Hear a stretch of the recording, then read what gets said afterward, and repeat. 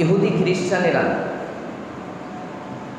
নবীদেরকে এমনভাবে জানত, আল্লাহ তাআলা নিজেই কোরআনে বলে দিয়েছেন, ইয়ারিফুনাহু কামা ইয়ারিফুনা আবনাহুম। তারা নবীদেরকে এমনভাবে জানত, নিজের সন্তানকে যেমনিভাবে বাবা জানে, নবী এবং রাসূলদেরকে তারা এত নিখুঁতভাবে জানত। কারণ তাওরাতের মধ্যে নিখুঁতভাবে বর্ণনা ছিল আখির জামানার নবী মুহাম্মদুর রাসূলুল্লাহ সাল্লাল্লাহু আলাইহি ওয়াসাল্লামের কথা।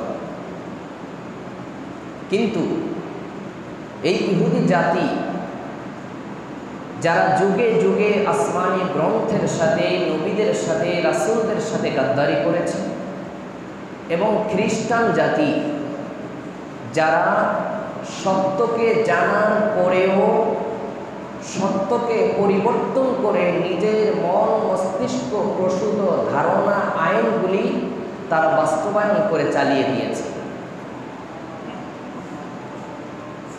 ইহুদিরা যায় না মানে নাই, সবাই বলবেন ইহুদিরা জানছে কিন্তু যায় না মানে নাই। আর খ্রিস্টানেরাও জানছে, জানার পরে মানে তো নাই, আরো আল্লাহর বিধানকে পরিবর্তন করে নিজেদের আইন ঢুকাইয়ে দিছে। কত বড় অপরাধ চিন্তা করছেন। এই জন্যই আল্লাহ সুবহানাহু ওয়া তাআলা আমাদের জন্য প্রতিদিন প্রতিনিয়ত কমপক্ষে 17 বার ইহুদি এবং খ্রিস্টানদের জন্য লানত, অভিসম্পাত ওয়াজিব করে দিয়েছেন। সুবহানাল্লাহ। আমরা প্রতিদিন নামাজ পড়ি না, কমপক্ষে 17 রাকাত ফরজ নামাজ তো বাধ্যতামূলক আমরা পড়ি, ঠিক না? ফরজ নামাজ সূরা ফাতিহা ব্যতীত হয় কি? ফাতিহা পড়তে হয় কি না? সূরা ফাতিহার মধ্যে সর্বশেষ যে আয়াতটি আমরা পড়ি, গায়রিল মাগদুবি আলাইহিম ওয়ালাদ-দাল্লিন, পড়ি কি না?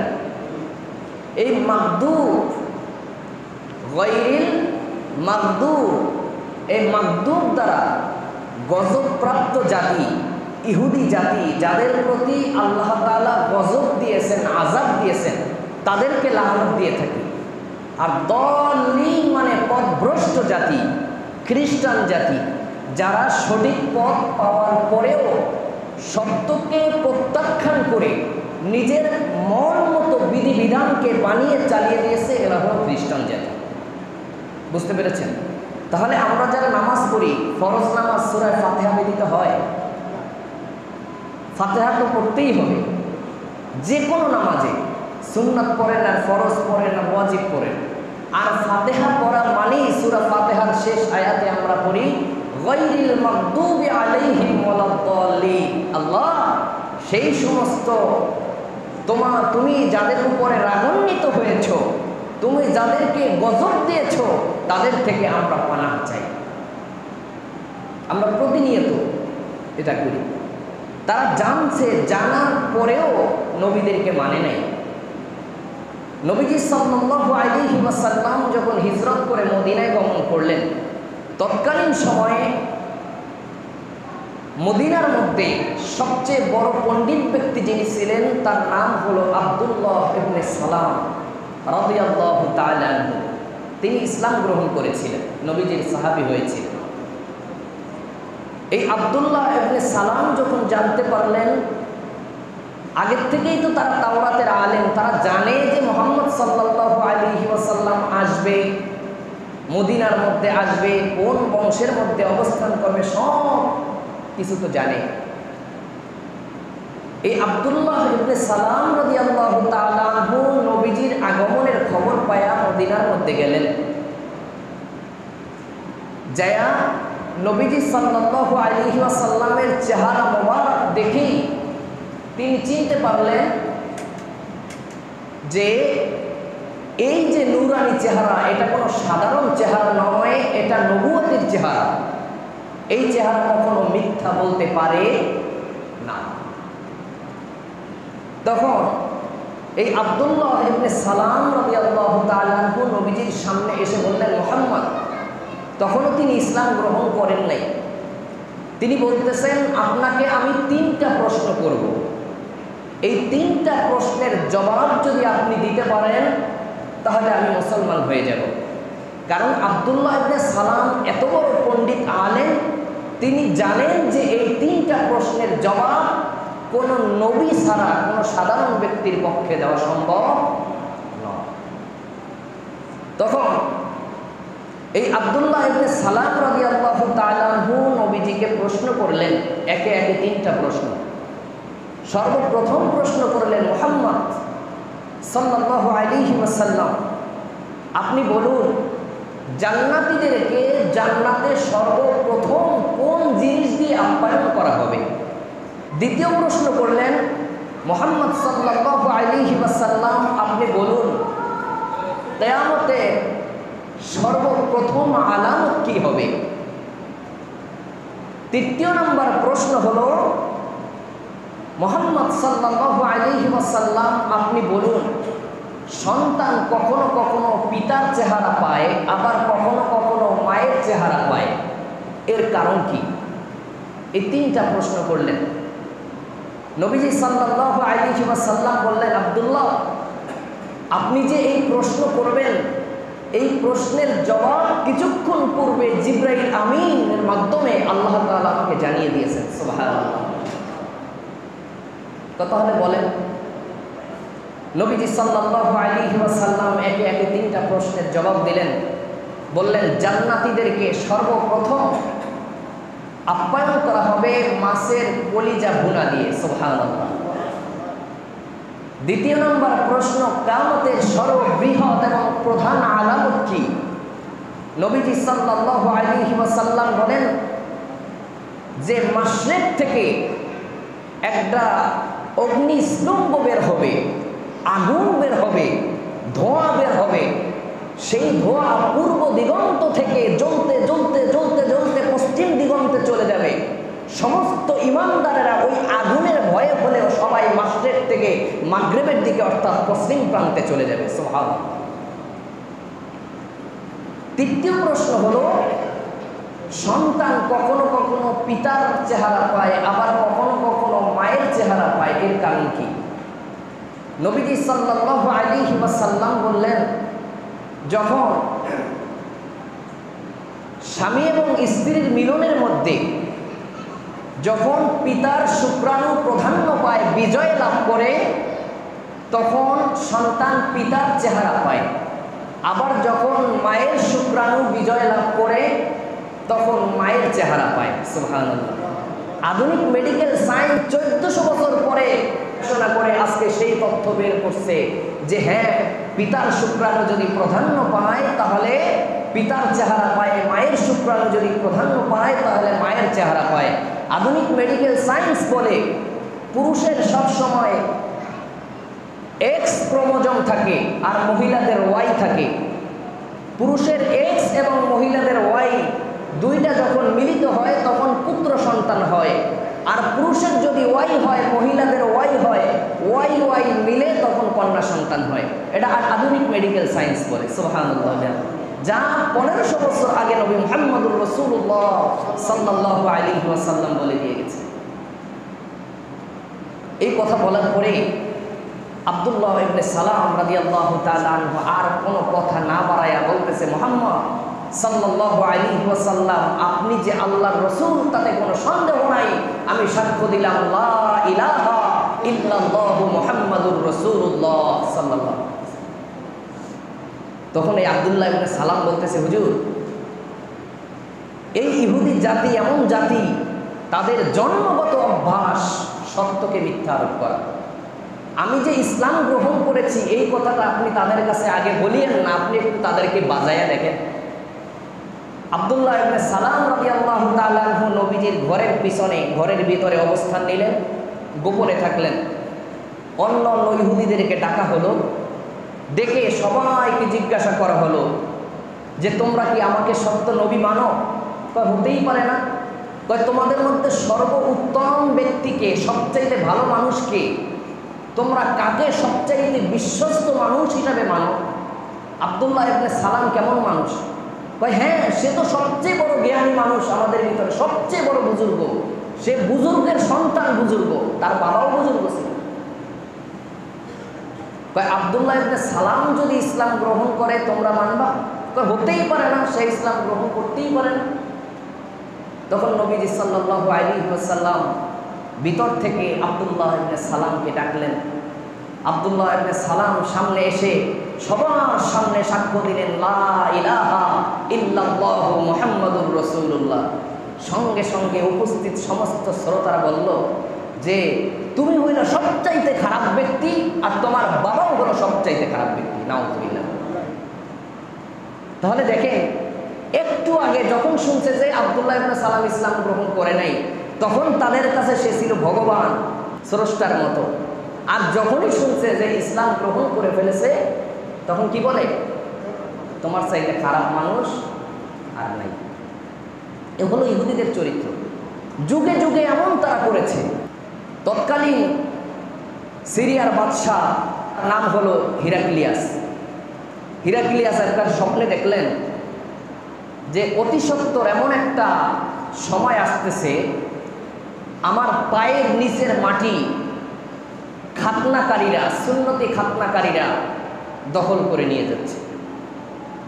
হিরাক্লিয়াসের এই স্বপ্ন দেখার পরে বুজুর্গ ব্যক্তি যারা ছিল তাদের সাথে আলাপ করলো যে আমি স্বপ্ন দেখছি আমার পায়ের নিচের মাটি খাতনাকারীরা কেড়ে নিচ্ছে। তখন তিনি চিন্তা করলেন যে খাতনাকারী কারা? তৎকালীন সময় খাতনা তো আরবিয়ানরা করে, মুসলমানরা করে। তখন তিনি খুঁজতে শুরু করলেন যে এখানকার এই জায়গায় খাতনাকারী কারা আছে, আরবিয়ান ব্যক্তি কারা আছে বর্তমান জেরুজালেমে, ফিলিস্তিন। তখন খুঁজতে খুঁজতে নবীর চাচা আবু সুফিয়ানকে পাই। তখন কিন্তু নবীর চাচা আবু সুফিয়ানের সাথে নবীর সাথে হাড্ডাহাড্ডি লড়াই। আবু সুফিয়ানের দুশ্মন হলো আমার নবী। তখন আবু সুফিয়ানকে ডাকা হলো যে এই বর্তমান যুগে পৃথিবীর ভিতরে এমন কে আছে যারা খাতনা করে? কয় খাতনা তো আরবিয়ানরা করে। তো তখন শুনতে শুনতে শুনল মক্কার মধ্যে একজন নবুয়তি দাবি করেছে, যার নাম হলো মুহাম্মদ সাল্লাল্লাহু আলাইহি ওয়াসাল্লাম। তখন আবু সুফিয়ানকে ডাইকে জিজ্ঞাসা করলো, তুমি কি মুহাম্মদ সাল্লাল্লাহু আলাইহি ওয়াসাল্লামকে চিনো? কয় হ্যাঁ চিনি, সে তো আমাদের দুশমন, আমারই বাতিজা, আমার বংশের লোক। কয় তাই নাকি? কয় হ্যাঁ। তাহলে তুমি তার সম্পর্কে আমাকে একটি বলো, মুহাম্মাদের পূর্বপুরুষ কি কেউ বাদশাহ ছিল নাকি? কয় না, মুহাম্মদ সাল্লাল্লাহু আলাইহি ওয়াসাল্লামের পূর্বপুরুষ কেউ বাদশাহ ছিল না। কয় যদি বাদশাহ থাকতো তাহলে আমি বুঝতাম যে তার পূর্বপুরুষের বাদশাহী আবার সে ফিরে পাওয়ার জন্য সে নবুয়তি দাবি করছে বা বাদশাহী দাবি করছে। তাহলে বলো, মুহাম্মদ সাল্লাল্লাহু আলাইহি ওয়াসাল্লামের পূর্বপুরুষ এমন কেউ ছিল যে নবী দাবি করেছিল? কয় না, মুহাম্মদ সাল্লাল্লাহু আলাইহি ওয়াসাল্লামের পূর্বপুরুষও এমন কেউ ছিল না যে নবুয়তি দাবি করছে। কয় যদি পূর্বপুরুষ কেউ নবুয়তি দাবি করত তাহলে আমি বুঝে নিতাম যে পূর্বপুরুষ কেউ নবী ছিল, তার দেখা দেখি সেও নবুয়তি দাবি করছে। তৃতীয় নম্বর প্রশ্ন করলো, আচ্ছা বলো, মুহাম্মদ সাল্লাল্লাহু আলাইহি ওয়াসাল্লামের আদব আখলাক, কথা কাজ, এটা মানুষকে কতটা মুগ্ধ করেছে? তখন তার চাচা আবু সুফিয়ান, তার শত্রু, সে বলতেছে কি, মুহাম্মদ সাল্লাল্লাহু আলাইহি ওয়াসাল্লামের সাথে যদি কেউ দেখা করে সে তার ভক্ত না হয়ে পারবে না, তার শত্রুও তার ভক্ত হয়ে যায়। সুবহানাল্লাহ। ওই সময় বাদশাহ হিরাক্লিয়াস বলেছিল, ওয়াল্লাহি, আল্লাহর কসম, আমি বললাম আজ হোক অথবা কাল হোক আমার পায়ের নিচের মাটি মুহাম্মদ সাল্লাল্লাহু আলাইহি ওয়াসাল্লামের অনুসারীরা একদিন দখল করবে। সুবহানাল্লাহ। ঠিক তাই হলো। মুহাম্মদ সাল্লাল্লাহু আলাইহি ওয়াসাল্লামের জীবদ্দশায় বনু কুরাইজা, বনু কাইনুকা, বনু নাজির সহ ইহুদিদের সঙ্গে অসংখ্য যুদ্ধ হলো।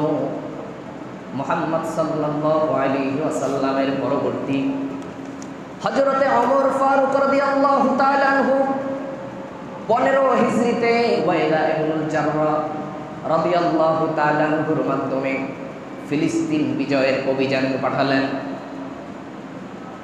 এই আবু উবাদা ইবনুল জাররাহ রাদিয়াল্লাহু তাআলা আনহুকে যখন ফিলিস্তিন বিজয়ের জন্য পাঠালেন, হযরতে ওমর ফারুক রাদিয়াল্লাহু তাআলা আনহু আবু উবাদা ইবনুল জাররাহ যখন গেলেন, গিয়ে দেখেন মুসলমানদের সৈন্য সংখ্যা 1200 আর তৎকালীন রোম সৈন্য হলো 3 লক্ষ।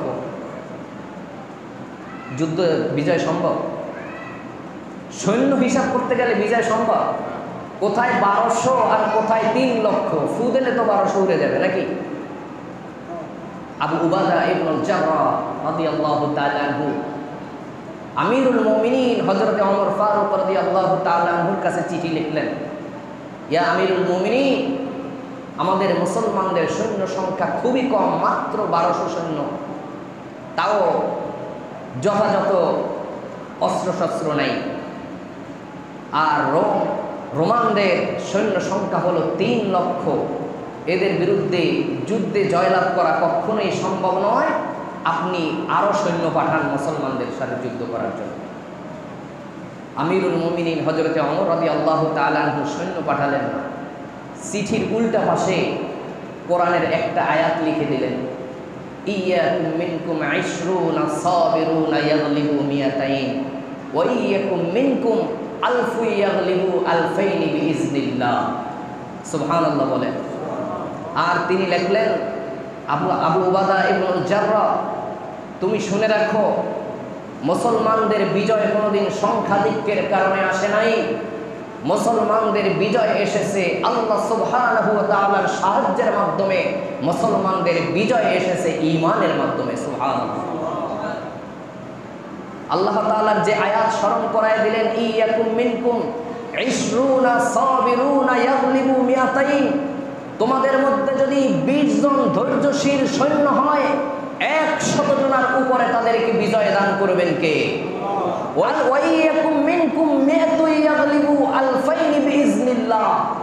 আর যদি তোমাদের মধ্যে 100 সৈন্য হয় ধৈর্যশীল, 1000-এর বিরুদ্ধে বিজয় দান করবেন কে? আল্লাহ। এই আয়াত লেখা চিঠি যখন আবু উবাদা ইবনুল জাররাহ রাদিয়াল্লাহু তাআলা আনহু পাইলেন, তারপর তার মনের মধ্যে একটু ভয় কাজ করতেছে। এই সামান্য সংখ্যা নিয়ে কেমনে যুদ্ধে জয়লাভ করব? তৎকালীন এই সৈন্যের মধ্যে ছিলেন হযরতে খালিদ বিন ওয়ালিদ রাদিয়াল্লাহু তাআলা আনহু।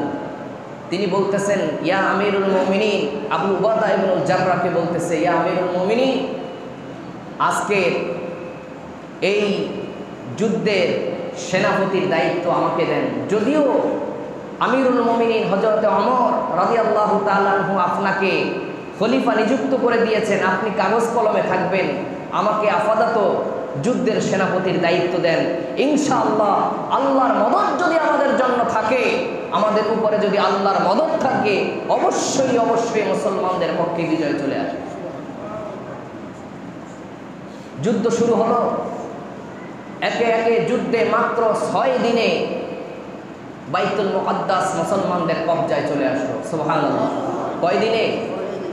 6 দিনে। সৈন্য সংখ্যা কত? 1200 জন। বিরুদ্ধে কত জন? 3 লক্ষ।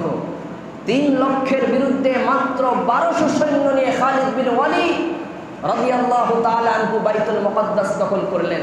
সে অনেক বড় ইতিহাস। আপনারা জানেন, যখন বাইতুল মুকাদ্দাস দখল করে চতুর্পাশ ঘিরে রেখেছে মুসলিম সৈন্যরা, কিন্তু তৎকালীন বাইতুল মুকাদ্দাসের খাদেম যিনি, তিনি চাবি হস্তান্তর করতেছেন না মুসলমানদের হাতে। বলতেছে, তোমাদের আমিরকে ডাকো, তার হাতে আমরা চাবি দিব। খলিফাতুল মুসলিমিন ওমর রাদিয়াল্লাহু তাআলা আনহুকে সংবাদ পাঠানো হলো, আপনারা একটু সামনে আগায় বসেন, পিছনে জায়গা হচ্ছে, সামনে আগায় বসেন।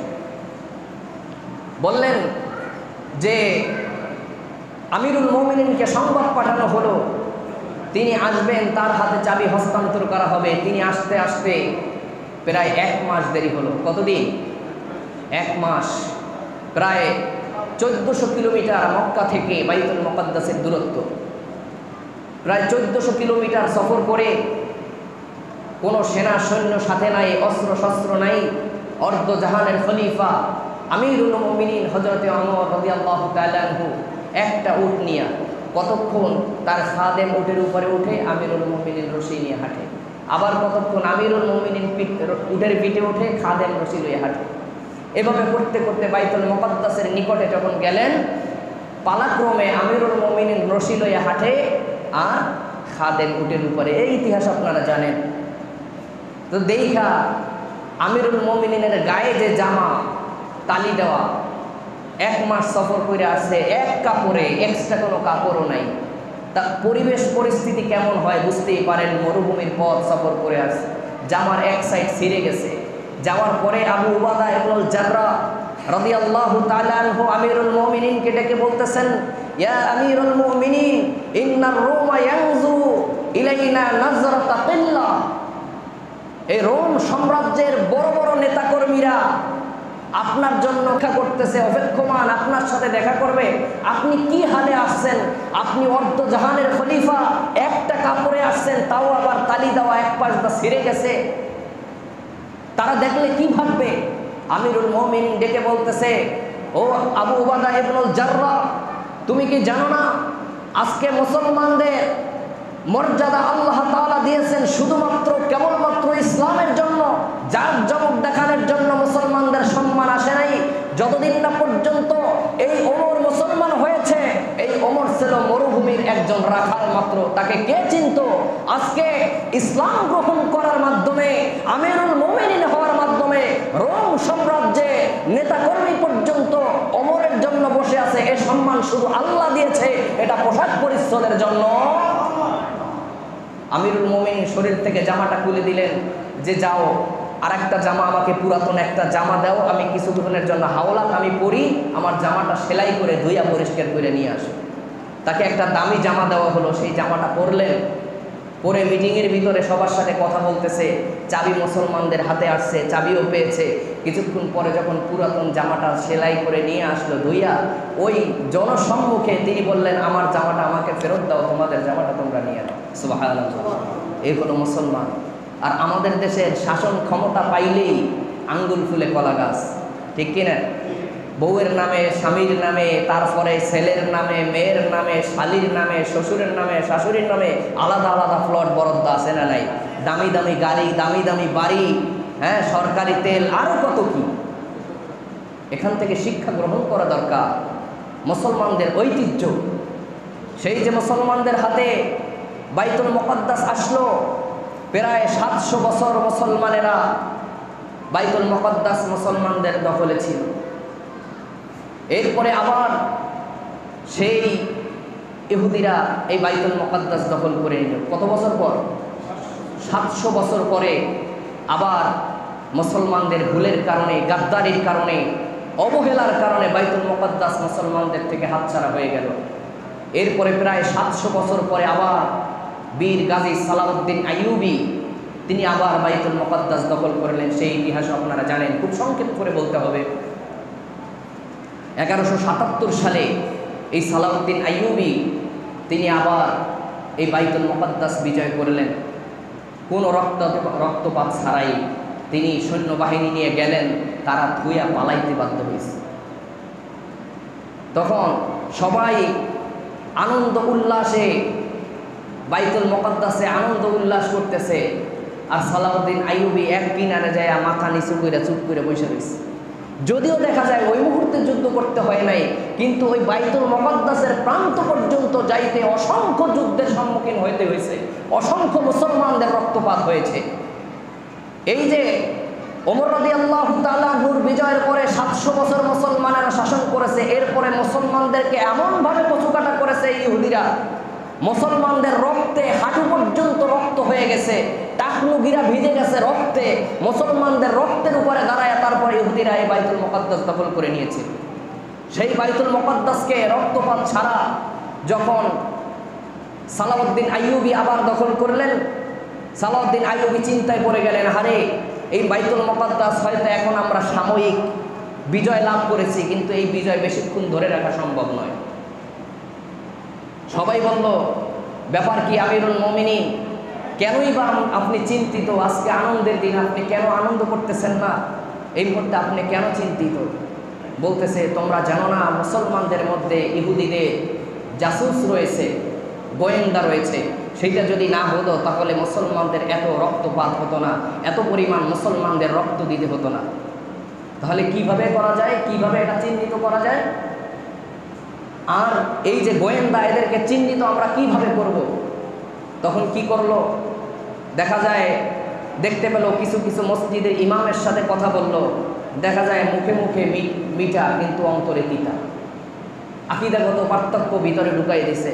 তখন কি করলো? মুসলমানদের কিছু মেধাবী মেধাবী ছেলেদেরকে, লেবাস থাকবে ইহুদিদের, পোশাক থাকবে ইহুদিদের, কিন্তু মুসলমানদের কিছু মেধাবী ছেলেদেরকে ইহুদিদের মাদ্রাসায়, ওদের শিক্ষা প্রতিষ্ঠানে ভর্তি করে দেওয়া হলো। তখন তারা তাদের ভিতরে পড়তেছে আর ভিতরের গোপন তথ্যগুলি বের করতেছে যে আসলে মুসলমানদের মধ্যে গোয়েন্দা কারা। এই পয়েন্টটা ভালো করে শুনেন। মুসলমানদের মধ্যে গোয়েন্দা কারা এইটা চিহ্নিত করার জন্য তৎকালীন সালাউদ্দিন আইয়ুবী কিছু মেধাবী মেধাবী মুসলমান ছাত্রদেরকে ইহুদিদের মাদ্রাসায় ভর্তি করে দিল। ইহুদিদের পোশাক, ইহুদিদের চালচলন, কিন্তু আকীদা পরিপূর্ণ। তখন দেখলো যে অমুক অমুক অমুক অমুক বড় হুজুর, অমুক অমুক বড় হুজুর দেখা যায় মুসলমানদের ভিতরে পড়ে, মুসলমানদের মাদ্রাসায় পড়ে, মুসলমানদের কোরআন পড়ে, হাদিস পড়ে, মুসলমানদের মসজিদে ইমামতি করতেছে, কিন্তু এরা প্রকৃতপক্ষে ইহুদিদের প্যাকেট করা। বুঝছেন? আজও পর্যন্ত সেই ইহুদিরা যদি সেই আরো 700 বছর আগে যদি ইহুদিরা চক্রান্ত করে মুসলমানদের মাদ্রাসায় তাদের সন্তানদেরকে পড়ায়া যদি আকীদার নামে বিভিন্ন ফ্যাসাদ সৃষ্টি করার জন্য যদি 700 বছর আগে পড়ে, আজকে 700 বছর পরে তারা আরো ডেভেলপ হয়েছে না? বলেন, হয়েছে না? আজকে কি মুসলমানদের মধ্যে তাদের জাসুস নাই? আজও আছে। আজকে দেখবেন আমাদের সমাজের মধ্যে অসংখ্য আলেম আছে, বড় বড় আলেম। আমরা যখন ইসরায়েলের বিরুদ্ধে মানববন্ধন করি তখন তারা ফতোয়া দেয় মানববন্ধন করা জায়েজ নাই, এটা বেদাত। আছে না নাই? আজকে যখন আমরা ইহুদিদের বিরুদ্ধে কথা বলে একটা পোস্ট করি, আমাদের পোস্টকে ডিলিট করে দেওয়া হয়, রিপোর্ট মারা হয়। আমরা যখন একটা ভিডিও বার্তা দেই, আমাদের ভিডিও বার্তাকে ডিলিট করে দেওয়া হয়। আজও পর্যন্ত বাংলাদেশে এমন এমন মসজিদের ইমাম রয়েছে যারা রাজনৈতিক কোনো কথা, কোরআন বাস্তবায়নের পক্ষে কোনো কথা বলে না, ঠিক কিনা? বুঝে নিতে হবে এরা ইহুদিদের দালাল। এরা দেখা যায় মুসলমানদের ভিতরে ঢুইকা বিভিন্ন ফতোয়াবাজি কইরা মুসলমানদের ভিতরে তর্ক সৃষ্টি করে, বিতর্ক সৃষ্টি করে, ঠিক কিনা? আজকে যে সময় মুসলমানেরা ঐক্যের পথে, তখন তারা এসে হাত বুকে বাঁধবো না নাভির নিচে বাঁধবো, এটা নিয়ে তারা ফিতনা সৃষ্টি করে। আজকে যখন মুসলমানেরা ঐক্যের পথে, তখন আমিন জোরে বলবো না আস্তে বলবো, এইটা নিয়ে তারা ঐক্য সৃষ্টি করে। আজকে যখন মুসলমানেরা ঐক্যের পথে, তখন তারা মিলাদ কিয়াম জায়েজ আছে না না জায়েজ আছে এইগুলা নিয়ে ফতোয়াবাজি করে। আছে না নাই? ওই যে কাজী নজরুল একটা কবিতা বলেছিলেন, বিচ্ছ যখন এগিয়ে চলছে আমরা তখন বসে বিবি তালাকের ফতুয়া খুঁজি ফিকার কিতাব চষে, ঠিক কিনা? আজকে যখন সারা বিশ্বের মুসলমানেরা এক প্ল্যাটফর্মে আসার জন্য কোরআন এবং সুন্নাহকে সামনে রেখে মুসলমানেরা দাঁড়িয়েছে, ঠিক ওই মুহূর্তে ইহুদি খ্রিস্টানদের পাঁচটা একদল গোলাম যারা সিরাত সুরতে মুসলমান সেজে মুসলমানদের মধ্যে ফাটল সৃষ্টি করতেছে, ঠিক কিনা? এদেরকে চিহ্নিত করতে হবে, এদেরকে চিহ্নিত করতে হবে। তারা মিঠা মিঠা কথা বলে, কিন্তু কোরআন বাস্তবায়নের পক্ষে তারা কথা বলে না, ঠিক কিনা? তারা মিঠা মিঠা কথা বলে, কিন্তু কোরআন রাষ্ট্রে বাস্তবায়ন করার জন্য ইসলামী রাজনীতির গুরুত্ব নিয়ে তারা কখনো কথা বলে না, ঠিক কিনা? তারা বলে ইসলাম এবং রাজনীতি আলাদা, ইসলাম এক জিনিস আর রাজনীতি আর এক জিনিস। বুঝতে হবে ডাল মে কুছ কালা হ্যায়, ঠিক কিনা? এরপরে যখন সালাউদ্দিন আইয়ুবী রাহিমাহুল্লাহ তিনি বাইতুল মুকাদ্দাস দখল করলেন, এরপরে আবার প্রায় 720 বছর, সেই 1177 থেকে শুরু করে তখন 1897 সাল পর্যন্ত মুসলমানদের ভিতরে ক্ষমতা রইল, ইসলামিক শাসন। বাইতুল মুকাদ্দাস প্রায় 720 বছর মুসলমানদের হস্তান্তর হাতের মধ্যে রইল। এরপরে সর্বশেষ খলিফা আব্দুল হামিদ যখন তুর্কি খলিফা, তার শেষ 20 বছরে যায় মুসলমানদের মধ্যে এই ভাঙ্গন শুরু হলো। নরবরে অবস্থায় আরও 20 বছর রইল। এরপরে 97 সালে গিয়ে যখন তুর্কি খলিফা আব্দুল হামিদকে তৎকালীন ইহুদিরা বিভিন্ন ধরনের প্রস্তাব দিল যে তোমাকে মন কেমন স্বর্ণ দেওয়া হবে, বিলিয়ন বিলিয়ন টাকা পয়সা দেওয়া হবে, তোমার যা লাগে তাই দিব, তুমি ফিলিস্তিনে কিছু অংশ আমাদেরকে দাও, আমাদেরকে কিছু অংশ থাকার জন্য দাও। খলিফা আব্দুল হামিদ বলতেছে, তুমি কি মনে করো যে আমি খলিফাতুল মুসলিমিন আমার শরীরের একটা অংশ কাইটা তোমাকে দান করব? এটা কি কেউ করবে? করবে না। কেউ যদি শরীরের অংশ কাইটা দান না করে, ফিলিস্তিন এটা হলো আমার শরীরের অংশ আমি মনে করি, আমার জীবন যতক্ষণ পর্যন্ত থাকবে ততক্ষণ ফিলিস্তিনের একটা বালুকণা পর্যন্ত তোমাদেরকে দিব না। সুবহানাল্লাহ। এভাবে চলতে শুরু করলো প্রায় 20 বছর। এরপরে প্রথম বিশ্বযুদ্ধ হলো কবে? 1914 সালে। কত সালে? 1914 থেকে 17, 4 বছর। প্রথম বিশ্বযুদ্ধ গেল, তখন এই ইহুদিরা আরবদের সাথে আঘাত করলো, ইংরেজদের সাথে আঘাত করলো। এদেরকে আঘাত কইরা কোনো মতে মুসলিম খেলাফত শেষ করলো। মুসলিম খেলাফত শেষ করে তখন তারা 1917 সালে ফিলিস্তিন দখল করে। 1917 সালে ফিলিস্তিন দখল করে তৎকালীন ব্রিটেনের পররাষ্ট্রমন্ত্রী মিস্টার বেলফোর্ড, তিনি ইহুদিদেরকে ফিলিস্তিনের মধ্যে 6% জায়গা দিল যে ঠিক আছে তোমরা এই এক কর্নারে থাকো, কোনো রকম বসবাস করো, এখানে থাইকা 6% জায়গা দিল। এই 6% থেকে তারা আস্তে আস্তে আস্তে আস্তে বাড়াইতে বাড়াইতে বাড়াইতে বাড়াইতে প্রায় 76% বানাইছে। এরপরে যখন দ্বিতীয় বিশ্বযুদ্ধ হলো 1939 থেকে 45, 6 বছর। দ্বিতীয় বিশ্বযুদ্ধের পরে এই ইহুদিরা মুসলিমদেরকে সারা বিশ্বে নিধন করতে শুরু করলো। ওই সময় ওদের জন্য আরেকটা গজব আবার আসলো। সেই গজব হলো মিস্টার অ্যাডলফ হিটলার। সেই ইতিহাস আপনারা জানেন। হিটলার আইসা তাদেরকে যেভাবে গ্যাস চেম্বারে ঢুকায় ম্যাসাকার করলো, প্রায় 60 থেকে 70 লাখ ইহুদি ধ্বংস করলো। তখন সারা বিশ্বে হিসাব করে দেখা গেছে ইহুদি আছে মাত্র 1 লাখ। কত লাখ? 60 লাখ হত্যা করছে। ওই হিটলারের একটা কথা একবার শুনছিলাম, বলছিল যে এই যে আমি তো সব মাইরে ফেলাইতাম, মারি নাই যে ভবিষ্যৎ প্রজন্ম যেন আমাকে দোষারোপ করতে না পারে যে আমি এত ইহুদি কেন মারছি। কিছু সংখ্যক রাখছি যাতে ভবিষ্যৎ প্রজন্ম আমাকে দোষারোপ করতে না পারে যে আমি ইহুদি কেন মারলাম। আজকে এসে আমরা তা বাস্তবে প্রমাণ দেখতেছি যে তৎকালীন সময় যদি হিটলার 60 লাখ না মারত, তাহলে এখন বর্তমান পরিস্থিতি কি হইতো চিন্তা করছেন? 1 লাখ ছিল, সেই 1 লাখের জ্বালায় আজকে সারা বিশ্ব অস্থির। আসলে যে তারা অনেক মেধাবী এটা বটে, আর মেধাবী তো হবেই, তারা তো আসমানি খাবার পাইছে, আর তো কোনো জাতি পায় নাই। আসমানি খাবার পাইছে, মেধাবী তো হবেই। দ্বিতীয়ত তারা আমাদের মতো সারাদিন ফেসবুক ইউটিউব নিয়ে পড়ে থাকে না। আমরা যে ফেসবুক চালাই আর ইউটিউব চালাই সময় কাটাই, এটাও কিন্তু তাদের আবিষ্কার, বুঝছেন? তাদের 3 জনে একজন বৈজ্ঞানিক, আর এই জন্য এই মেধার জোরেই তারা আজকে সারা বিশ্ব শাসন করতেছে। রাজনীতিকণ, অর্থনীতিকণ, পরিবার নীতিকণ, সমাজনীতিকণ সব তাদের হাতের মুঠোর মধ্যে। আমরা যতই চিল্লাই, তাদেরকে যতক্ষণ না পর্যন্ত আমরা ছাড়তে পারবো ততক্ষণ মুসলমান সফল হতে পারবে না, এটাই বাস্তব। আজকে দেখেন, আমরা তাদের পণ্য ছাড়া আমাদের দিনই চলে না।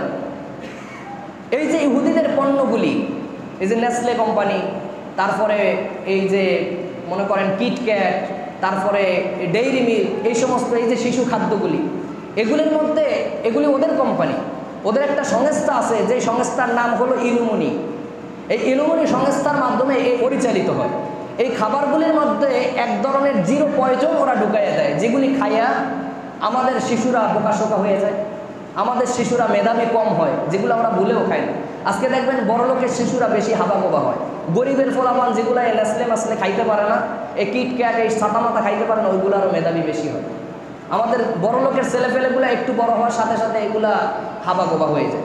এর মূল কারণ হলো এইগুলা, তারা সারা পৃথিবীর ভিতরে এগুলা ছড়াই দিছে এমনভাবে যে মুসলমানের সন্তানেরা এগুলা খাবে, খায়া হাবাগোবা হবে, আর ওরা সারা পৃথিবীর মেধার রাজত্ব করবে।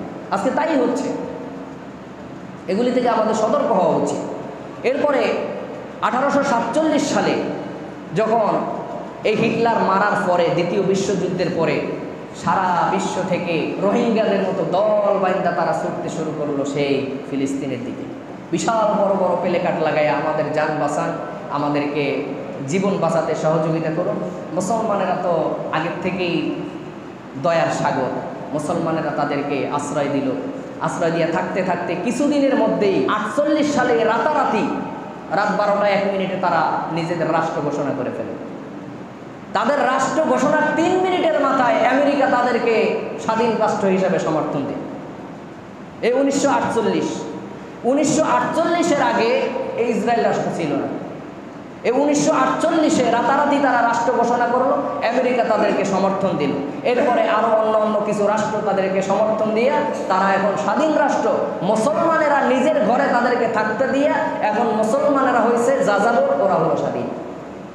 বুঝছেন? এভাবেই মুসলমানদেরকে দমন পীড়ন করে তারা আজও পর্যন্ত আছে। এরপরেও বিভিন্ন সময় বিভিন্ন ক্ষণিকের জন্য মুসলমানের হাতে আসছে, আবার রাখতে পারে না, এভাবে করে চলে গেছে। আজও পর্যন্ত এভাবে চলতেছে। কিন্তু চিরসত্য যেটা, বাইতুল মুকাদ্দাস ফিলিস্তিনের জমিন মুসলমানদের জমিন, এটা মুসলমানদের হাতে অবশ্যই ফিরে আসবে। কিন্তু সাময়িক মুসলমানদের দুর্বলতার কারণে, ইমানি দুর্বলতার কারণে, তারপরে পদক্ষেপগত দুর্বলতার কারণে মুসলমানেরা আজ পিছিয়ে আছে। এই জন্যই মুসলমানেরা মার খাচ্ছে। অতি সত্বর ইমাম মাহদী আলাইহিস সালাম আসবেন, এসে ইহুদিদেরকে নিধন করবেন, কচু কাটা করবেন, খুব কঠোর হাতে ইহুদিদেরকে দমন করবেন। যখন ইমাম মাহদী আলাইহিস সালাম যখন আসবেন, অসংখ্য মুসলমানের জীবন ত্যাগ হবে, শহীদ হবে। মুসলমানদের সৈন্য সংখ্যা যখন খুবই কমে আসবে, শক্তি যখন দুর্বল হয়ে আসবে, অসংখ্য লক্ষ লক্ষ মুসলমান বন্দী হয়ে যাবে, তখন হযরতে ঈসা আলাইহিস সালাম আসবেন, এসে সমস্ত মুসলমান বন্দী মুসলমানদেরকে উদ্ধার করবেন। তারপরে আবার তাদের সাথে যুদ্ধ হবে। ইহুদিদেরকে এমনভাবে হত্যা করা হবে, তারা পাহাড়ের গাছের কিনারে গিয়ে পালাবে, গাছ ডেকে বলবে, ইয়া আমিরুল মুমিনিন, আমার পিছনে ইহুদি আছে, একে হত্যা করো। গাছ ডেকে বলবে, ইহুদিদেরকে হত্যা করবে। পাথরের পিছনে গিয়ে পালাবে, পাথর ডেকে বলবে, ইয়া আমিরুল মুমিনিন, ওহে মুসলমান, আমার পিছনে ইহুদি পালানো আছে, একে হত্যা করো। ধরে ধরে এভাবে হত্যা করা হবে। ঈসা আলাইহিস সালাম আসবে, জমিনের মধ্যে আবার খেলাফত চালু হবে। 40 বছর পৃথিবীর বুকে, সারা পৃথিবীর ভিতরে খেলাফত চালু হবে, কোরআনের আইন চালু হবে। এরপরে ইয়াজুজ মাজুজ আসবে, তারা এসে, সেই ইতিহাস আপনারা জানেন, পৃথিবীর সমস্ত পানি তারা খেয়ে ধ্বংস করে ফেলবে। দেখে বুঝাবে যে এখানে কত বছর আগে মনে হয় পানি ছিল। এরপরে আবার আসমানি একটা গজব আসবে, এক ধরনের গজব আইসা ওদেরকে আবার ধ্বংস করবে। ইয়াজুজ মাজুজ মুহূর্তের মধ্যে সব ধ্বংস হয়ে যাবে। তারপরে মুসলমানেরা এমন পাপাচারে ডুবে যাবে, তারপরে কিয়ামত হবে।